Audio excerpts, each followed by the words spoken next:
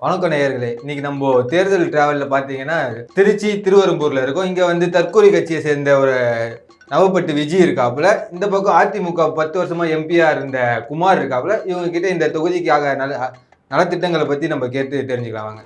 Sir, இந்த நீங்க ஆட்சிக்கு ஜெயிச்சிட்டீங்கன்னா இந்த தொகுதிக்கு என்ன பண்ணுவீங்க சார்? கொஞ்சம் சொல்லுங்க சார். இந்த தொகுதிக்கு இந்த 10 வருஷம் நீங்க எம்பியா இருந்திருக்கீங்கல்ல, இந்த 10 வருஷம் எம்பியா இருக்கும் இந்த தொகுதிக்காக நீங்க கொண்டு வந்த ஒரு நலத்திட்டம் சொல்லுங்களேன் சார். காது கேக்குமா? காது கேக்குமா? காதெல்லாம் கேட்கும்.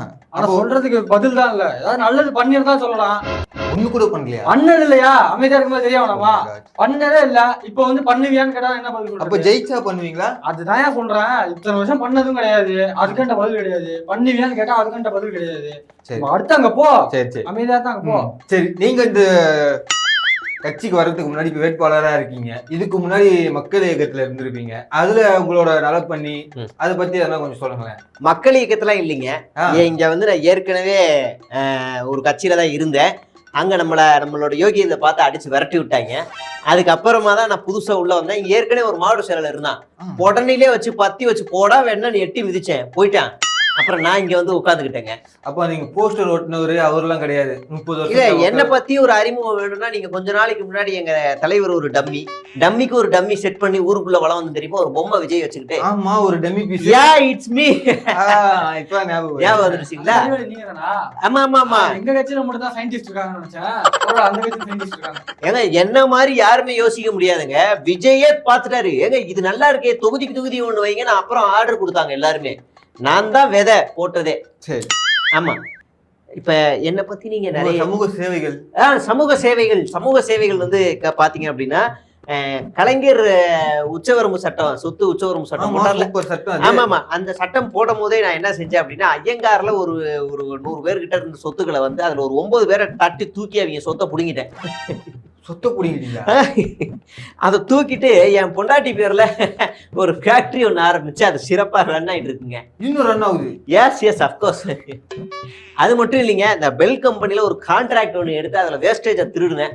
அந்த கேஸ் ஒண்ணு அதுவும் இருக்கு. அதை பாஸ் பண்ணி இது 2 தான், வேற எதுவும் அது இன்னும் இருக்கு.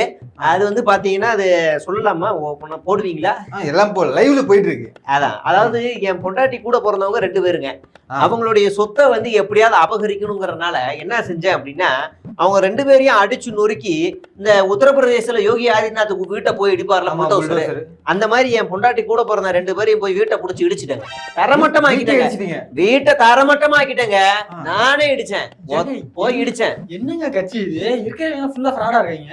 ஏங்க ஃப்ராட் இல்லங்க, என் மனைவிக்கு கிடைக்க வேண்டிய சொத்து. அதனால நானே போய் வீட்டை அடிச்சுட்டேன். அப்ப அவங்களுக்கு கிடைக்கணும்ல, அது நாசமா போகுது. அது எனக்கு பத்தி கவலை இல்லை. இது என் மனைவிக்கு கிடைக்க வேண்டியது. அதனால நான் போய் வீட்டை இடிச்சேன். இடிச்சுட்டு அவங்க எஃப்ஐஆர் போட்டு விட்டாங்க. சும்மா விடுவனா? கேட்டே வண்டையா அடி இருக்குங்க கெட்ட வார்த்தை. தேர்தல் இதுல கொடுத்திருக்கீங்க. இருக்கு எஃப்ஐஆர்ல நான் பேசின கெட்ட வார்த்தை வந்து அந்த எஃப்ஐஆர்ல இருக்கு. நான் ஏன் சொல்றேன் அப்படின்னா, என்ன எம்எல்ஏ ஆக்கிருங்க. நாளைக்கு ஒருவேளை இந்த தொகுதியில ஏதாவது ஒரு ரோடு கீடு போடலன்னா அதிகாரியை நான் இப்படிதான் கேட்பேன். அதிகாரி அப்படி கேட்டுருவேன். அதுக்கு எக்ஸ்பீரியன்ஸ் என்கிட்ட இருக்கு. சரி சரி சரி. அது மட்டும் இல்லாம நிறைய கிரைம் பண்ணி இருக்கிறதுனால மறந்து போயிருச்சுங்க. ஒரு நிமிஷம் இருங்க. இதெல்லாமே மக்களுக்காகவே பண்ணதுனால டக்குன்னு சரியா ஞாபகம் வர மாட்டேங்குது. சரி, நீங்க பாத்துக்கிட்டே இருங்க. நீங்க அவர்கிட்ட கேட்டுவாங்க. இப்போ நீங்க வந்து பெண்களுக்கு எந்த வகையான பாதுகாப்பு எல்லாம் நீங்க கொடுப்பீங்க? எங்க ஆட்சி நாங்க அமைஞ்சிருச்சு அப்படின்னா கண்டிப்பா 100% பெண்களுக்கு பாதுகாப்பு இருக்கும். அதுக்கு எதனா வழிமுறை வச்சிருக்கோம். எப்படின்னா, பெண்கள் வந்து வீட்டை விட்டு வெளியில வரதாலதான் அவங்களுக்கு வந்து நிறைய பிரச்சனைகள் வருது. அதனால வீட்டுக்குள்ளேயே வச்சிருவோம். எதனால வீட்டுக்குள்ள வைக்கலாம் நீங்க கேட்கலாம். நாங்க ஏற்கனவே ஒரு பெண் பின்னாடி போயிட்டு அவங்க காலில் விழுந்து ஒரு பெண்ணு கீழே நாங்க இருந்துட்டோம். இப்ப பெண்களை வெளில வர விட்டோம் அப்படின்னா இப்ப திருப்பி இன்னொரு பெண் கீழே நாங்க போய் அடிமையா இருக்கிற மாதிரி ஆயிடும். பெண்கள் வீட்டை விட்டு வெளியில வரும் 100 வருஷமா போராடிட்டு இருக்காங்க. அதுக்கு நாங்க பெண்ணு கால் கீழே இருக்க முடியுமா? அப்ப பெண்களுக்கு நீங்க எதிர்ப்பு தான்? ஆமா, பெண்களுக்கு எதிர்ப்பு கிடையாது. பெண்களுக்கு ஆதரவு. அவங்க பாதுகாப்பா வச்சிருக்கிறோம். ஒரு அம்மா காலில் எவ்வளவு நாள் நாங்க உழுந்து கிடந்தோம். திருப்பி சமையல் கட்டிலே வச்சுப்பீங்க எங்களுக்கு. ஏங்க அது அப்படி கிடையாது, நீங்க அப்படி பாக்காதீங்க. அத பெண்களுக்கு பாதுகாப்பு இருக்கு எங்க ஆட்சியில. நீங்க பாருங்க கேளுங்க. உங்க நீங்க ஆட்சிக்கு வந்துட்டீங்கன்னா பெண்களுக்கு எப்படி பாதுகாப்பு கொடுப்பீங்க? நான் பாத்துக்கிறேன். யாரு இப்படிதான் உங்க பெண்கள் எல்லாம் பாதுகாப்பீங்களோ? பாதுகாக்க வேண்டி இருக்குங்க. எம்ஜிஆர் மாதிரி பாதுகாப்புங்க நாங்க. எங்கள்கிட்ட வரீங்க நீங்க?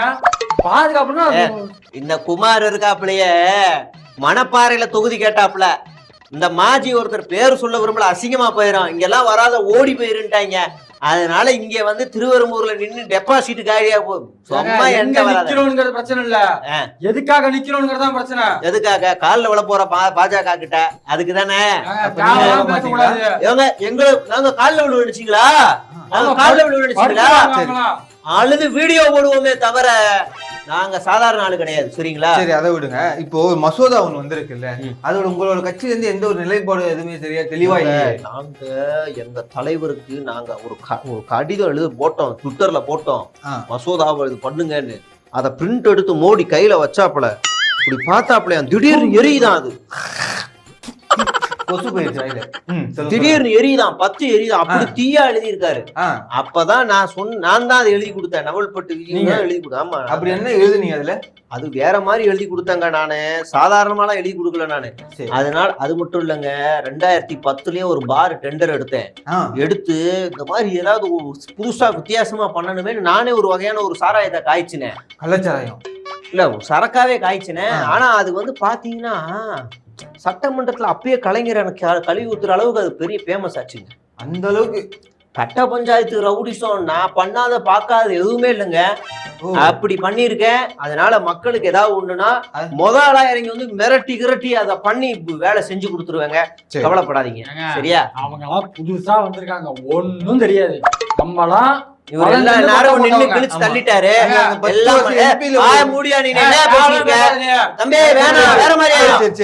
முடிச்சுக்கலாமா? ஒரே விஷயம், மசோதா பத்தி என்கிட்ட கேட்கல, அது ஒரே சந்தோஷம். முடிச்சுக்கலாமா? சரி, மக்களை நீங்களே பார்த்து தெரிஞ்சுக்கோங்க. இது ஒரு முட்டா தற்குறி, முரட்டு தற்குறி இருக்காங்க. இவங்களுக்கு ஓட்டு போடணுமா, இல்ல ஏற்கனவே களத்துல நின்று கல்வியில் சிறந்த தமிழ்நாடுன்னு பேர் வாங்கின அன்பில் மகேஷ் ஒரு பக்கம் இருக்காரு, அவருக்கு ஆதரவு கொடுக்கணுமா? நீங்களே முடிவு பண்ணிக்கோங்க. நன்றி, வணக்கம்.